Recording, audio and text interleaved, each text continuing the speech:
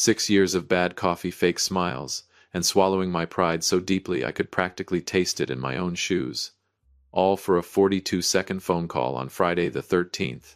A call from a man in a silk robe, sitting half a world away. I stood on the balcony of an apartment in Paris, looking down at the slow-moving Seine. The cold wind cut across my face, but inside me a fire had been smoldering for 730 days. In my hand was a cup of black coffee, no sugar. Bitter as hell, just like my life since the day I stepped into the Harmon family. The phone on the stone table started vibrating violently. The screen showed a name that made my chest tighten with disgust the moment I saw it. The King. I didn't pick up right away. I let it ring a fifth time. A sixth. I wanted him to wait, even if only for a few seconds, in that instinctive impatience of a man used to ruling.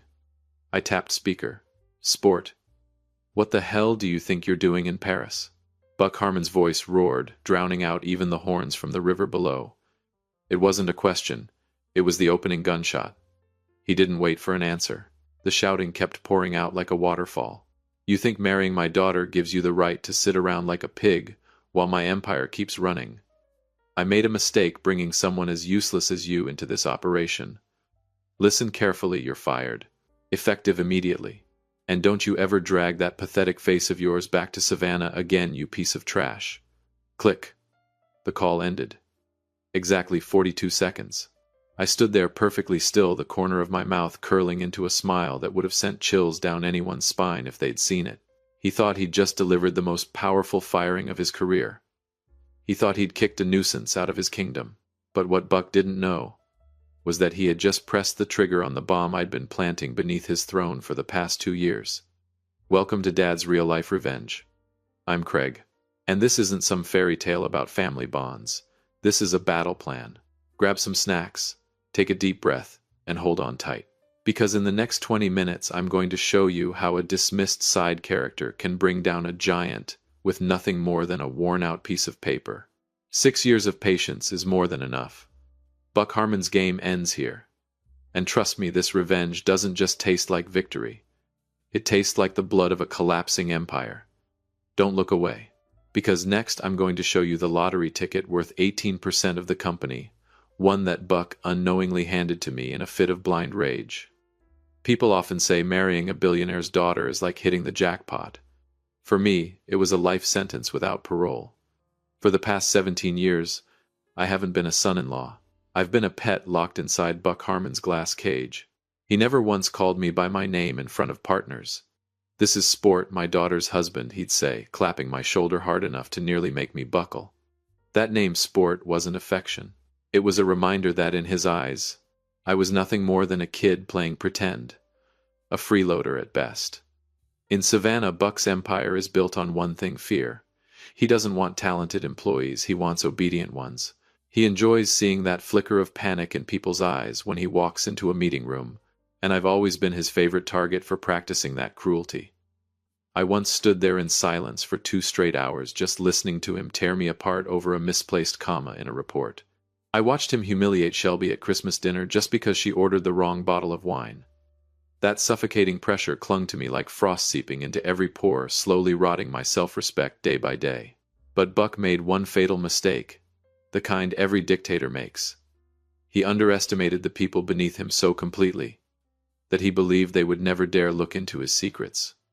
March. 2 years ago. A rainy afternoon at the company's archive warehouse on the outskirts.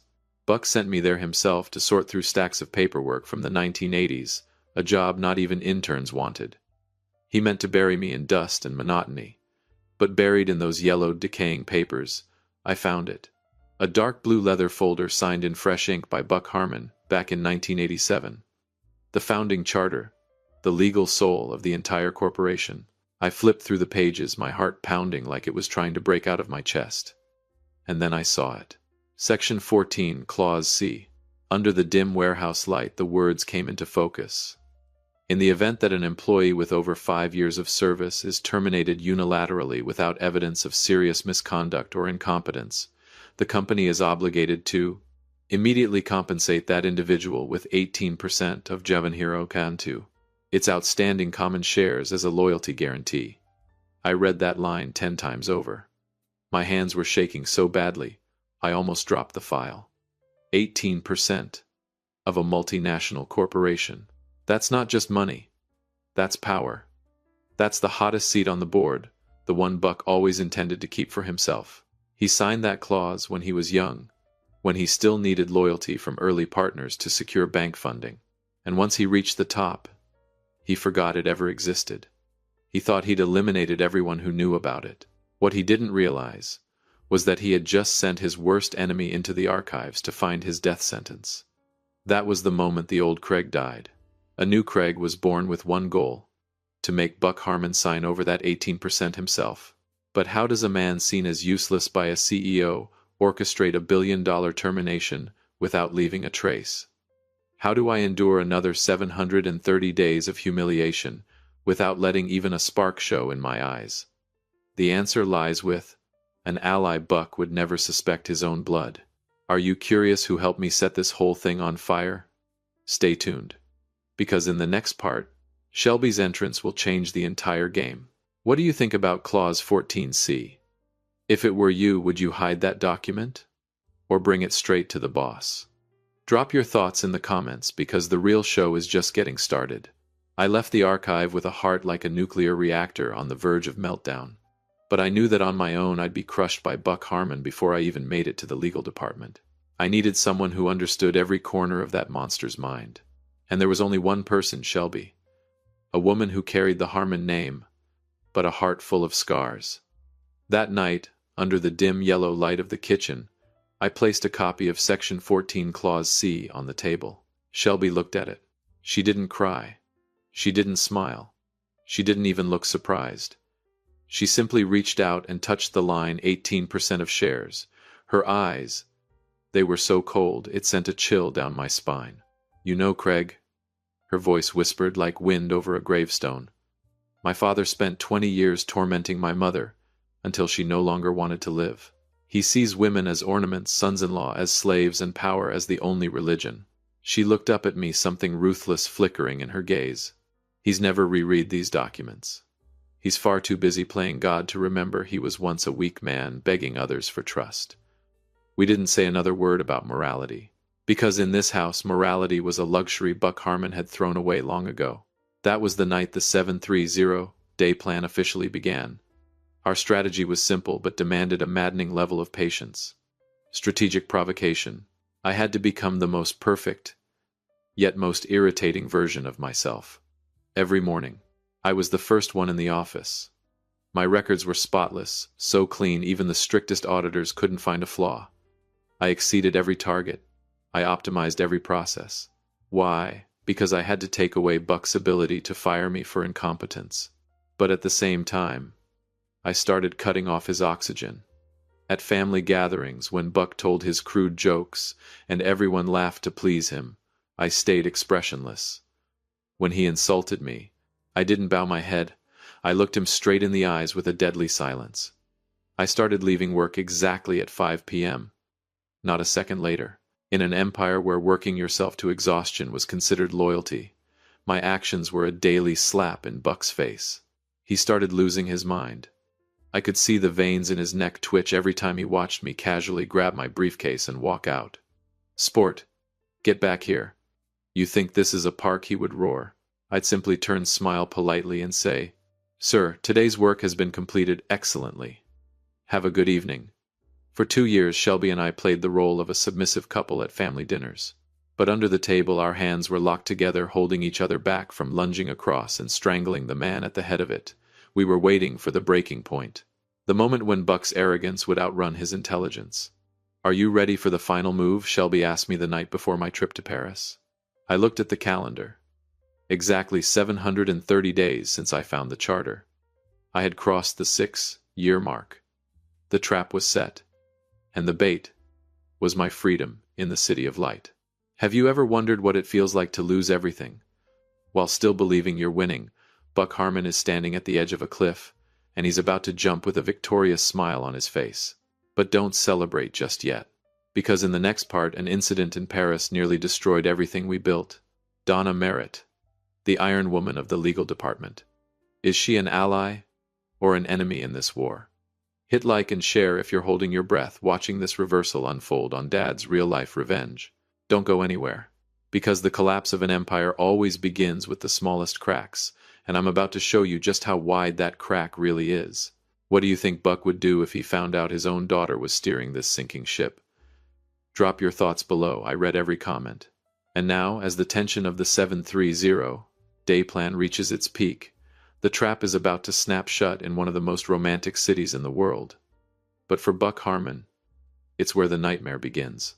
Shelby and I weren't just trying to get money. This was a psychological assault on a narcissist. We understood one thing. If we wanted Buck Harmon to destroy himself, we had to make him feel like he was completely losing control. And Paris was the perfect stage for the final act. Shelby orchestrated everything with precision. She suggested a 2-week getaway to reignite our relationship right after I officially hit my 6-year mark at the company. Buck agreed, but not out of kindness. He agreed because he wanted to use my absence to isolate me from key projects. A reminder, without you, this company runs just fine. But he was wrong. The moment I landed in Paris, I began the long-distance provocation campaign. Every day, I sent photos to the family group chat, snapshots of the Eiffel Tower lavish dinners, $1,000 bottles of wine. At the same time, I started pushing urgent meetings onto Zoom. I deliberately turned off my phone during the exact hours I knew Buck would need data from me. I created the illusion that I was enjoying life, ignoring his kingdom, and most importantly, that I was happy without his permission. Back in Savannah, Buck started unraveling. Every photo I sent was like tossing a match into a gasoline-soaked room. His voice messages turned venomous. "You're vacationing on my money. Sport. Who the hell do you think you are, making me wait?" I listened to those messages while walking along the Seine, smiling, sipping red wine. I was counting down every hour. And then Friday the 13th arrived. A gray Paris afternoon. I deliberately postponed a critical board meeting by 4 hours, claiming I was visiting the Louvre. That was the breaking point. My phone vibrated violently on the cafe's stone table. I answered. The 42 seconds began. Buck didn't speak. He roared. "You ungrateful animal. You think you can walk all over me? You're fired. Right now. Effective immediately. Don't expect a single cent of compensation. I'll have you begging on the streets of Paris." Click. He hung up, his breathing heavy with triumph. I lowered the phone. People around me looked sympathetic. They thought I had just received terrible news. What they didn't know was that inside my head the sound of freedom was ringing like a bell. I glanced at Shelby. She calmly sliced into her steak. "Is it done?" she asked. "It's done. He just signed his own sentence," I replied. But there was one variable we hadn't accounted for. Donna Merritt, the head of legal. Right after Buck's call, she texted me. "Craig, he just instructed me to remove your name from the employee registry immediately. You have 24 hours to respond before it becomes official." Donna was made of steel, and I never knew which side she was on. If she uncovered our plan before I could present the charter, the entire 730-day strategy would collapse. So how do I face Donna when I return? Will that 18% stake really be mine? Or has Buck already set a trap within the trap? The upcoming confrontation in the Savannah office won't just be words. It'll be a life-or-death battle of numbers and law. Do you believe someone like Donna Merritt might actually hold the key to my victory? Get ready. Because the next chapter will be the most dramatic reversal you've ever heard on Dad's real-life revenge. Don't forget to hit like if you think Buck Harmon deserves what's coming. What do you think Donna Merritt is? A pawn of Buck's? Or a silent assassin waiting for her moment? Let me know your prediction. And now, after the suffocating tension in Paris, I've returned to Savannah. Not as a defeated man, but as a hunter walking toward prey that's already trapped. After that fateful call, I vanished completely. Silence became the most brutal psychological weapon I could use against Buck Harmon. All weekend he bombarded me with messages and calls, shifting from threats to insults. He wanted to see me on my knees. He wanted to hear my voice tremble, begging for forgiveness. But I left my phone on airplane mode and finished my last glass of wine beside Shelby. Monday morning, I walked into the Harmon headquarters lobby like a completely different man. No longer sport the weak, submissive son-in-law who avoided eye contact. I wore a charcoal bespoke suit tailored in London. My Oxford shoes were polished so sharply they could reflect fear. I passed my old desk without a glance, and headed straight to the 50th floor where power lived. When I pushed open the door, Buck was already there sipping his morning whiskey like a king savoring victory. The moment he saw me, he smirked and tossed a stack of documents onto the desk. "You've still got the nerve to show up here, you piece of trash. Security. Why is this fired nobody still in my building?" He looked at me like a dog that had just broken its chain. But what Buck didn't realize, that chain was the only thing holding his empire together. I said nothing. Slowly I placed my leather briefcase on the table and pulled out the worn dark blue folder. "Mr. Harmon, I'm not here to ask for a job. I'm here to collect what's mine." At that moment the door swung open. Donna Merritt walked in, her expression as cold as ever. Buck slammed his hand on the table and shot to his feet. "Donna, get this punk out of here. Have you processed his termination yet?" Donna looked at me, then at Buck.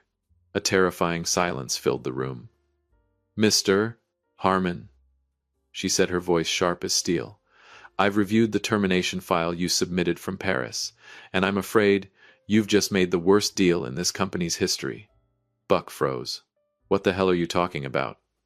I slid the 1987 charter across the desk, my finger stopping at Section 14, Clause C. "You fired me on Friday the 13th, while I was on a legitimate vacation. No misconduct report. No performance evidence. Just your personal anger in a 4-2 second call. Under this clause, your decision to fire me means you've just voluntarily transferred 18% of the company's shares to me. Effective immediately." Buck's face shifted from red to pale to a sickly purple. His hands trembled as he grabbed the document, eyes darting as if reality itself could be denied. This is fake. It was voided years ago," he roared, about to tear it apart. "Don't bother, Sir," Donna cut in. "The original is secured in the legal vault. And I've already verified your signature.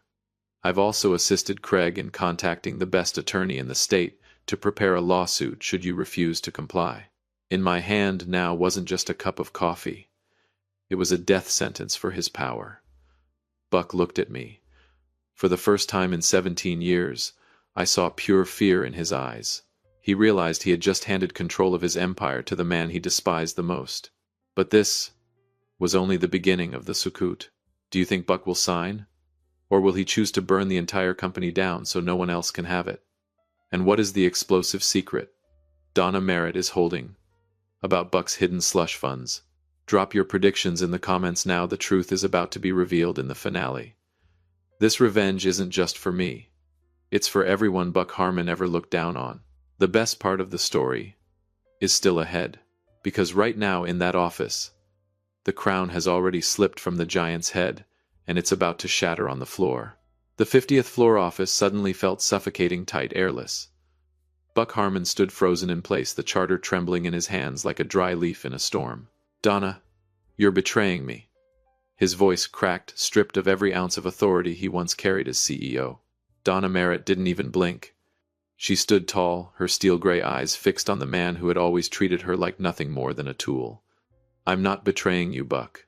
I'm upholding the laws of this company, something you forgot a long time ago while worshipping your own ego."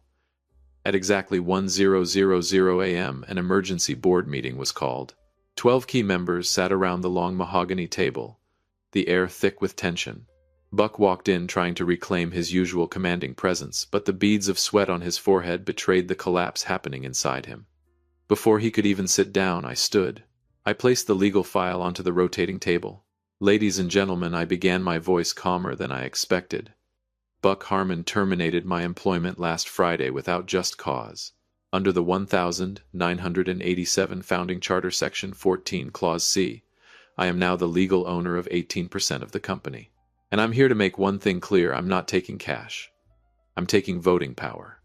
The room erupted like a disturbed hive. 18% was no small number. It could shift the balance of every major decision. "This is ridiculous," Buck roared, slamming his hand on the table. "You're going to listen to this freeloading son-in-law. He's blackmailing the company." But his voice was cut off the moment the door opened again. Shelby walked in. She didn't look at me. She didn't look at Buck. She walked straight to the center of the room and placed a tablet on the table. "I'm not here as Buck's daughter," she said, each word sharp as a blade. "I'm here as the holder of 12% equity inherited from my mother Darlene. And today I'm assigning all my voting rights to Craig." Buck collapsed into his leather chair. 18% plus 12. 30%. A coalition powerful enough to overthrow anyone, even the founder. Shelby finally looked at her father, her eyes carrying the weight of 20 years of silent suffering. "You built this empire on my mother's pain, and mine. You treated people like pieces on a board. But you forgot pieces can check the king. I was never proud of you. And today, your kingdom ends." Donna Merritt rose and began reading a summary of the financial violations Buck had committed to sustain his lavish lifestyle. Under the pressure of 30% voting power and undeniable evidence, the board had no choice. They voted. Right there on the spot, Buck Harmon was removed as CEO. In that moment, I watched him age a decade in seconds. He was no longer the giant of Savannah, just an old man, abandoned by his own family and the people closest to him. He looked at me, lips trembling, maybe to curse me, maybe to apologize too late. But I turned away. My revenge didn't need words. It was already written on the share transfer document lying on that table. The blazing empire had finally burned out. But now comes the real question. After gaining 18% of the company, what will Shelby and I do with the ruins? Can money and power ever heal the scars inside us? Stay with me, because the final chapter, the epilogue, will reveal the true ending of this journey. Drop a like if that twist satisfied you. And don't forget to subscribe to Dad's Real Life Revenge for more stories of justice reclaimed. Do you think Buck Harmon deserves a second chance? Let me know what you think. I walked out of the Harmon headquarters on a sunlit Savannah afternoon. But strangely, I didn't feel the thrill of someone who had just won a war for power. What I felt was relief. A deep, quiet relief, like I had finally taken off a suit of armor I'd been forced to wear for 17 years. Behind me in that boardroom, scattered with signed documents, Buck Harmon still sat there. Alone. He looked smaller than ever inside those luxurious glass walls. His empire still stood, but its soul, the fear and submission he had built it on, was gone. A week later, Shelby and I finalized the sale of our entire 30% stake back to the board. We didn't want to keep a single thread tying us to that toxic kingdom. The money we received was enormous enough for several lifetimes of luxury.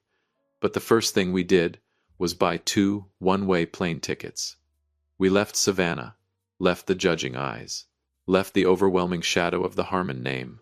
We moved to a small coastal town where no one knew who Buck Harmon was, where when I walk into a cafe, people call me Craig, not Sport. Freedom, it turns out, isn't about having billions in your account. Freedom is waking up at 8 a.m., making yourself a great cup of coffee, and knowing there isn't a single phone call in the world that can strip you of your dignity. My story may end with a happy ending, but it leaves behind hard-earned lessons I want to share with anyone who might be enduring pressure or humiliation in their own life. Patience is the ultimate weapon. Don't respond to humiliation with impulsive anger. I spent 730 days sharpening my blade. Your enemy will expose their weakness when their arrogance peaks. Stay silent. Gather evidence and wait for the right moment. Never underestimate the side character. Buck Harmon failed because he believed those beneath him had no voice and no intelligence. A lesson for leaders and parents alike: respect goes both ways. The moment you strip others of their dignity, you start digging your own grave. Read everything you sign carefully. This is the most practical lesson. Arrogance makes people overlook details. In both drama and real life, a single line like Section 14 Clause C can change your entire fate. Revenge isn't the goal. Freedom is. If I had stayed to take over the company, I would have just become another version of Buck Harmon. Don't let hatred chain you to the past. Let victory be your stepping stone to a more peaceful life. Some people spend their whole lives building empires, but Buck Harmon lost everything because he couldn't hold back a single outburst on a Friday the 13th. Life is a series of choices, and he chose control over connection. If you enjoyed this story, join our community by hitting the like button and subscribing to hear more real, raw, family-centered stories. My story ends here, but your journey to reclaim your own justice might just be beginning. And remember, never let anyone call you sport. If you know you were born to take control of your own life, thank you for being part of today's story. I'll see you in the next one.